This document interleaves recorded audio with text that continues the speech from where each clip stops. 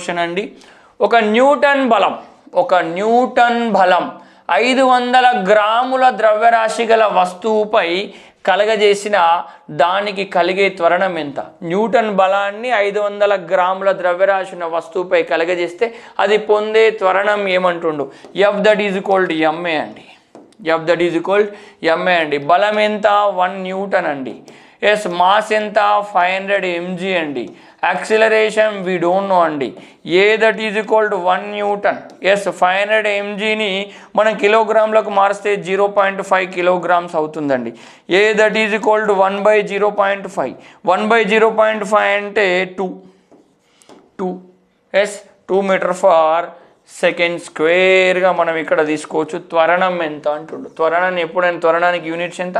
Metre per second స్క్వేర్గానే మనం తీసుకోవచ్చు. త్వరణం 2. ఆన్సర్ అనేది 2 గుర్తుపెట్టుకుంటే మనకి ఇక్కడ సరిపోతుందండి.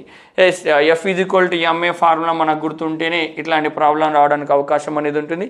వీళ్ళ మధ్యలో ఉన్న రిలేషన్షిప్లో ఏ రెండైనా ఇచ్చి మూడోది కనుగొనడానికి ఒక అవకాశం అనేది ఉంటుందండి. ఇవి